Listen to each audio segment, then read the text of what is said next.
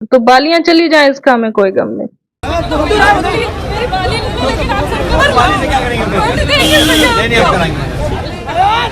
अगर मेरी बालियां चली भी जाती हैं, वैसे भैया ने ली नहीं, चली भी जाती है तो उसमें ना, अगर सरकार परिवर्तन हो गया तो कई लोगों को बेरोजगारी से बच जाएंगे लोग, गरीबी से बचेंगे। जो लोग पढ़े लिखे हैं सर, उनको रोजगार मिलेगा, तो उनके घर में अगर खुशियां आएंगी तो उस खुशी से ज्यादा और कुछ नहीं है सर। अखिलेश यादव कभी बुलाते हैं तो मिलने जाएंगे? बिल्कुल मिलना चाहेंगे, और हम निवेदन भी उनसे करते हैं कि भैया प्लीज मुझे बुलाइए। मैं आपसे अभी और मेरे अंदर बातें हैं वो मैं आपसे कहना चाहती हूँ। अच्छा, कभी राजनीति में मौका मिला तो जाएंगे? अभी तो भैया फिलहाल नौकरी ही मेरा ध्येय है, और आगे की पता नहीं। इस वक्त हम बिल्हौर में हैं। एक आवाज आप सभी ने सुनी होगी कि भैया बाली ले लो और सरकार बना लो। ये वीडियो पूरे देश भर में वायरल हुआ। वो वीडियो है सपना का। आज सपना हमारे साथ है बातचीत करने के लिए। इनसे जानेंगे कि वो आवाज बाली ले लो वाली कैसे निकली। सपना जी कैसे हैं? नमस्कार भैया, आपको बहुत बहुत धन्यवाद कि आप यहाँ तक आए और हमसे बात की आपने। ये आपसे एकदम से क्या चल रहा था? आप लोग मिल रही थी तो एकदम से कैसे निकला कि भैया बाली ले लो सरकार बना लो? भैया बिल्लौर से गुजर रहे थे और उनसे मेरी मुलाकात हो गई। मैं खड़ी थी साइड पे, उन्होंने मुझे देखा और बुलाया, बोले कि क्या समस्या है बताइए। तो मैंने उनको बताया कि भैया 8 साल से बेरोजगार हैं, ट्रेनिंग करने के बावजूद भी बेरोजगार हैं, और आप प्राइमरी की वैकेंसी का मुद्दा उठा दीजिए। तो उन्होंने बोला कि बेटा सरकार आएगी तभी कुछ संभव है। तो मेरे मन में एक भाव आया कि अब सरकार आने पर ही सब कुछ संभव है। ये दिखाई दे रहा, अगर इतने बड़े नेता होने के बाद उन्हें दिखाई दे रहा है कि बगैर सरकार के कुछ संभव नहीं है, उनकी विपक्ष की कोई बात सुनी नहीं जा रही है, तो इस वजह से मेरे मन में ये भाव आया कि हम बालियां दे सके, उन्हें कुछ सहायता दे सकें, जिससे वो आर्थिक रूप से, और मतलब हम वोट तो देंगे ही उनको परिवर्तन के लिए, तो सबल हूँ इस वजह से। तो उस समय का माहौल क्या था? एकदम से जैसे आपके मुंह से निकला कि भैया बाली ले लो सरकार बना लो।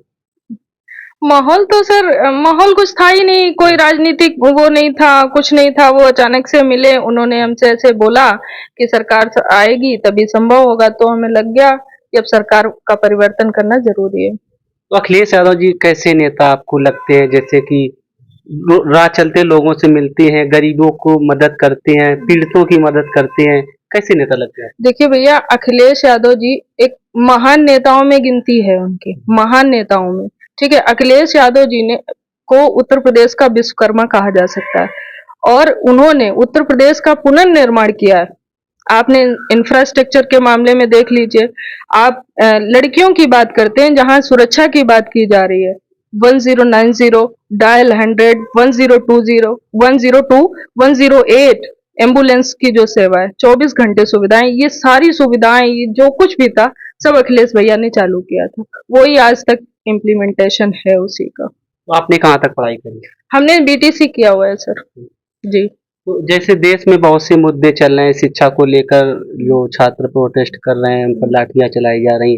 इस समय छोटे बच्चे जो हैं वो भी शिक्षा को लेकर अपने मांगों को लेकर सड़कों पर हैं, देखा जाए तो। अब देश में जागरूकता का माहौल है, लोग जागरूक हो रहे हैं, और इस जागरूक होने में जो डिजिटल चीजें हैं उसमें उसका योगदान है। वो भी अखिलेश भैया ने ही उत्तर प्रदेश को 20 करोड़ लैपटॉप लगभग की बात करें बांटा था, और उस समय उन्होंने कोई जाति धर्म कुछ भी नहीं देखते हुए, जिस बच्चे ने ग्रेजुएशन किया था उन्होंने उसको वो लैपटॉप दिया था। किस वजह से? कि वो अपने बोल सके, लिख सके, बता सके चीजों को। तो हम ये कह रहे हैं कि अखिलेश यादव जी जो हैं वो दूरदर्शी नेता हैं, और वो युवाओं के नेता हैं, वो दर्द जान रहे हैं। जैसे उन्होंने जंतर मंतर जाकर प्रोटेस्ट किया, डिम्पल भाभी ने वहां जाकर बच्चों का समर्थन किया, उन्होंने इवन पंखा तक किया लोगों को। तो और कौन नेता गया? आप बताइए, इतने बड़े बड़े नेता थे, किसी को नहीं दिख रहा था कि प्रोटेस्ट चल रहा, बच्चों के साथ कितना अत्याचार हो रहा है? तो हमें तो केवल वही एक ऐसे नेता दिखाई दे रहे पूरे भारतवर्ष में। सर, उत्तर प्रदेश की बात नहीं है, केवल पूरे भारत की हम बात कर रहे हैं कि वही एक ऐसे नेता है जो युवाओं का दर्द समझ रहे हैं सर। तो जैसे वहां पर देखा जाए कि जो सत्ता पक्ष के जो नेता थे बोल रहे थे कि ये जो अखिलेश यादव है, डिम्पल यादव, जो उनके नेता गए तो बोल रहे कि ये राजनीति रोटियां सेक रहे हैं, और जो बच्चों पर लाठी चार्ज हुई बोल रहे थे ये लोग, ये तो मेरा काम नहीं है, तो डीएम जो एसडीएम होते हैं उन लोगों के आदेश पर चलाई जाती है। सर अच्छा बताइए कि पक्ष तो जा नहीं रहा था वहां, विपक्ष को भी नहीं जाना चाहिए था।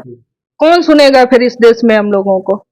आप ये बताइए कि अगर वो लोग भी ये सोच के ना जाएं कि हम विपक्ष में हैं और हमको ये ब्लेम लगा दिया जाएगा कि हम राजनीतिक पार्टी हैं और राजनीतिक रोटियां सेकेंगे, तो हमारा होगा कौन फिर सर? ये बताइए। हम वोट किसको देते हैं? नेता को देते हैं ना सर। अब वो जीते ना जीते वो अलग चीज है, लेकिन इसलिए देते हैं कि हमारा कुछ ख्याल रखा जाएगा उस विचारधारा को अपनाते हुए, इसलिए तो वोट देते हैं। तो उसी चीज को देखते हुए वो नहीं जाएंगे तो कौन जाता सर? बताइए आप। तो जो लाठीचार्ज हुई उसको कैसे? लाठीचार्ज तो सर ओफो, ये तो एकदम से मतलब वो सीन याद दिला दिया सर, जलियांवाला बाग हत्याकांड जो था, वो सीन याद आ रहा था कि कैसे उन लोगों पर, निर्दोष लोगों पर लाठीचार्ज हो रही थी। आप समझिए वो शांतिपूर्ण सम्मेलन हो रहा था, शांतिपूर्ण से केवल इस्तीफा ही तो मांग रहे थे सर। अपना हक ना मांगे इस देश की जनता, इस देश का बेरोजगार अपना हक ना मांगे क्या? उसको ये अधिकार नहीं है?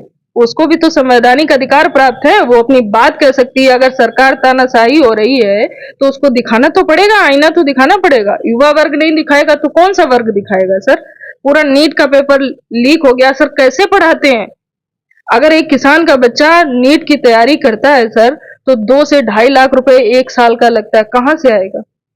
आप बताइए। और रही बात तो सर, वो तो नीट का एग्जाम था, यहाँ उत्तर प्रदेश के आप एसआई का एग्जाम देखिए, हाईजेक कर लिया गया सर। लेखपाल का एग्जाम देखिए, हाईजेक कर लिया गया। पता ही नहीं चलता कि आप, कोई पारदर्शिता नहीं, रिजल्ट किसी भी रिजल्ट में कोई पारदर्शिता नहीं है सर। आपको केवल फेल या पास मालूम चलेगा, मालूम ही नहीं चलता कि आपके कितने अंक आए, आप क्यों पीछे रह गए, इसका कोई कारण नहीं मालूम चलता। अच्छा, जो सरकार है महिलाओं की बात करती है, शिक्षा की बात करती है, और इस समय जो देखा जाए देश में जो हिंदू मुस्लिम की राजनीति जो चल रही है, इस पर क्या कहेंगे? हिंदू मुस्लिम की राजनीति का अब खत्म होने का समय आ गया है। अब पूरे देश और प्रदेश की जनता, उत्तर प्रदेश की जनता पूरी तरह जागरूक हो चुकी है। उनके बच्चे जागरूक हो गए। जिस घर में जागरूक बच्चे होंगे, पेरेंट्स भी जागरूक हो जाते हैं। आप देखिएगा कि 2027 में बदलाव आएगा, परिवर्तन होगा। और रही बात शिक्षा की, आप बात करें तो शिक्षा सर 8 साल हो चुके हैं बीटीसी किए हुए, कोई वैकेंसी के नाम पर कुछ है ही नहीं सर। स्कूल बंद किए जा रहे हैं, आपने तो देखा, स्कूल मर्ज कर दिए गए उत्तर प्रदेश के।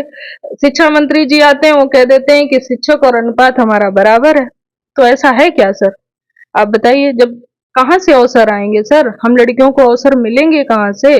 पढ़ने के बावजूद भी अगर हमें घर का ही काम करना पड़ रहा है तो हम क्यों पढ़ें सर?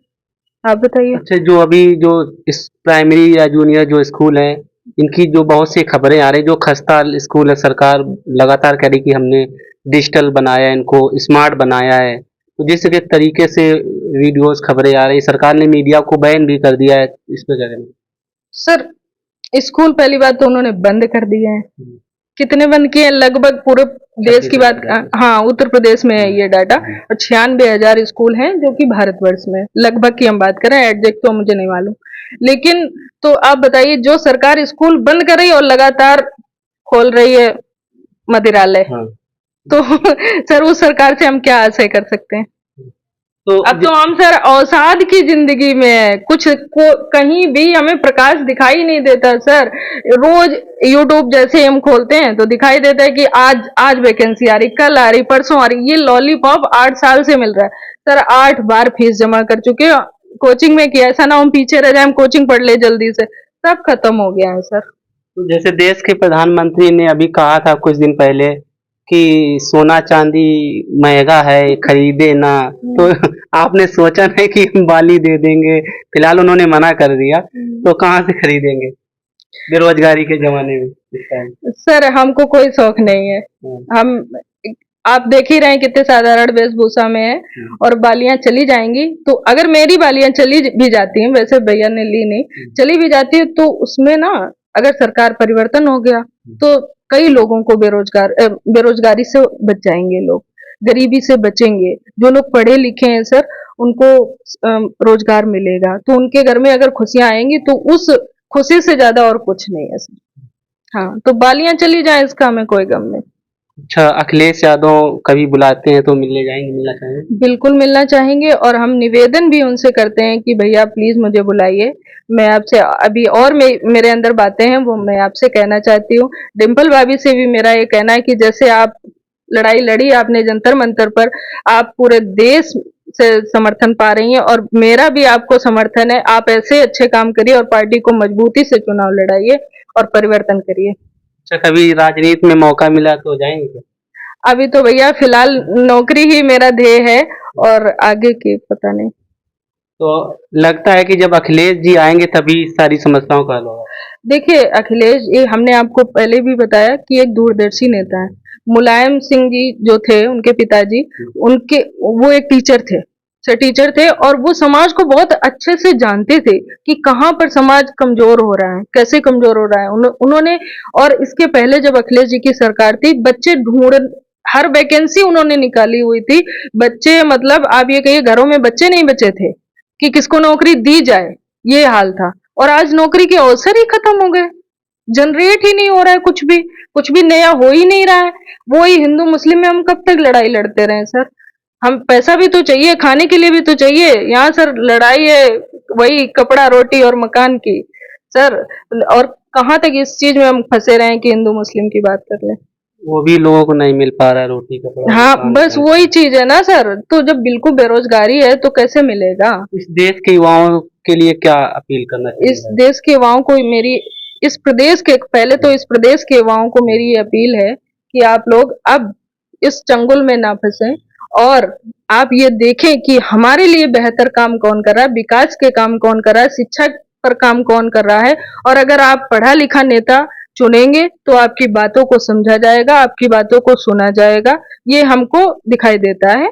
तो हम यही कहना चाहते हैं कि वो चुनाव करें, अखिलेश जी का चुनाव करें जिससे उनकी भविष्य उज्जवल हो सके। अच्छा, ये एक और सवाल आया मन में कि अब पहले भी समाजवादी पार्टी को आप लोग फेवर करते आएंगे, ऐसा कुछ? सर 10 साल से आप देख रहे हैं कि किसकी सरकार है, जी, तो अगर फेवर उनको मिला होता तो फिर ऐसा नहीं पता हो। नहीं। हाँ हाँ, तो ये ये चीज है। सपना जी हैं जिनका ये मानना है कि शायद अखिलेश यादव के आने पर हो सकता है जो तमाम मुद्दे हैं उन समस्याओं का हल हो सके। तो फिलहाल आप इस बारे में क्या कहना चाहते हैं जो देश भर में हिंदू मुस्लिम छात्रों की समस्याएं, महंगाई, बेरोजगारी, जिस तरीके से राजनीति चल रही है, इसके बारे में आप क्या कहना चाहते हैं? अपनी राय कमेंट बॉक्स में दे सकते हैं। जय हिंद।